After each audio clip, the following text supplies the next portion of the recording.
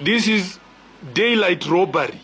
There is no other way of putting it. The issue of leasing Nzoia Sugar Company has continued to create jitteries among leaders both within and without the government. And now most of the Western leaders are now coming together to tell the government that they will not allow Ruto's regime to lease Nzoia Sugar Company to Rai, and not only Rai, even to any other person in the terms in which they want to lease the company. As members of parliament, we don't support it, and we are going to use all mechanism, even if it's mandamano, even if it's using the law, the courts.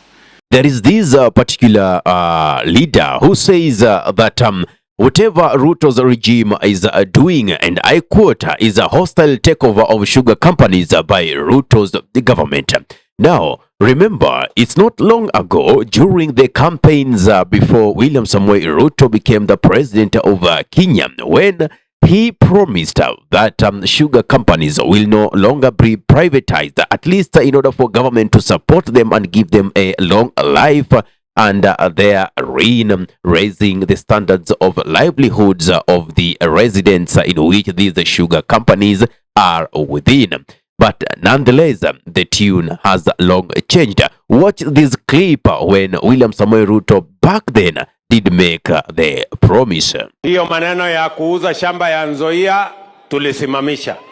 Tuka cancel program ya privatization. Hiyo ni item number 1. What changed, Mr. President?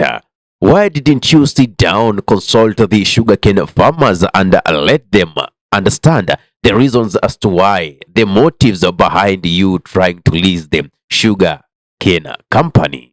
With the president, William Ruto, Honorable Sifuna, when we were having the economic forum that was to be held in Bungoma, the issue of leasing has come after elections. My friend, we want to stop these political turncoats. We cannot always be telling people this route. Now we are starting to learn some leaders. If they tell you that come and meet me there, if you want to meet them, you go there. There is what we always call consultative meetings, public participation, which is well enshrined in the Constitution. We should be asking, what is the hidden agenda of these forceful leasing of the companies amidst a court order that is barring the government from doing so, and also Rai from accessing these premises?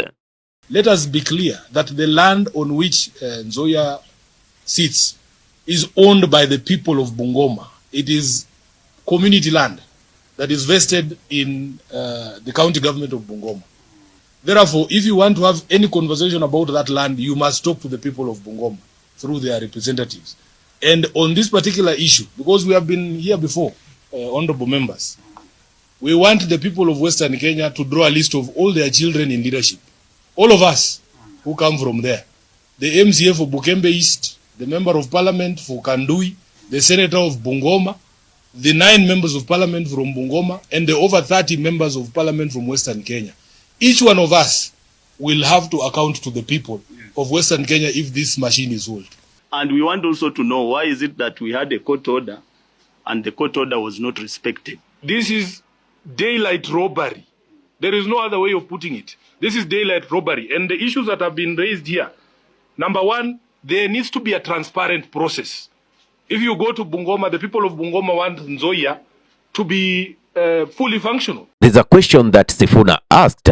It's about why is it that every time there is a tender announcement, national tender announcement, there are only 2 families which are always so qualified to partake those responsibilities, and that raises so much questions, meaning that there is more than it meets the eye that the government is not telling us by trying to forcefully lease the sugar companies.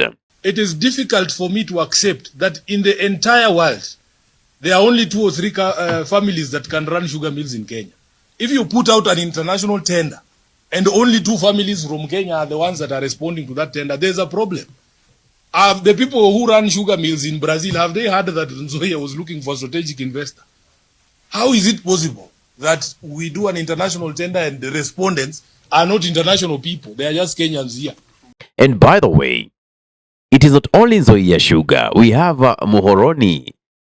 You know, even the governor for Kisumu County, Peter Anyang' Nyong'o, and some other leaders, including the MPs, did say that they're also not going to allow the government to lease those sugar companies, to privatize them, because it will only jeopardize the growth of those sugar companies, and it's like preparing a deathbed for those companies. Because remember, Rai once took over Pan Paper in Webuye with the mindset or with the promise of reviving it.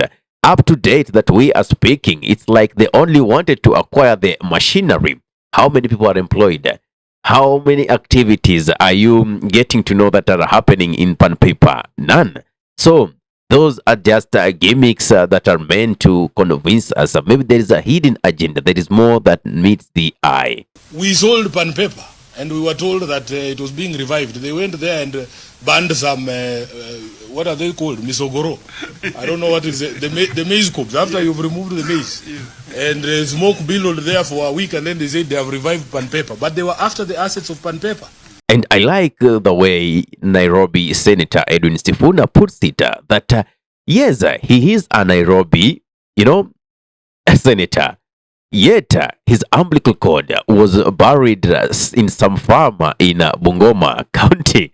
And, he has a vested interest in this Nzoia Sugar issue. I have to disclose my interest in this matter.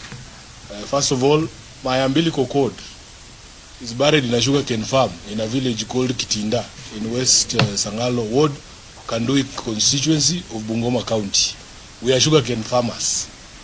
My second interest is that I also farm sugarcane in Bungoma. I am a farmer registered with Nzoia Sugar, and I grow that sugarcane on a farm that was left to me by my grandfather. I didn't grab anybody's land. What's your take on this? What do you think about all these things that are happening with Nzoia Sugar and the government trying to lease it for 30 years and 50,000 pay per year, a throwaway price? Give me your thought in the comment section below. If you love content of this nature, kindly subscribe and press the notification button, so anytime that we are live, you'll be the very first person to be notified, or even anytime that we upload content of this nature. Thank you so much for everyone who is subscribing. We are now at 4,000 subscribers from 3,000 subscribers. You've been a great growth part of Dub Radio. That goes without saying that we really do appreciate your efforts. My name is Ahmed Khali for the Unscripted Talks here in Dub Radio. Assalamu alaikum wa rahmatullahi wa barakatuhu. Kwa timba kali za Afrika, Dub Radio ndio mpango mzima.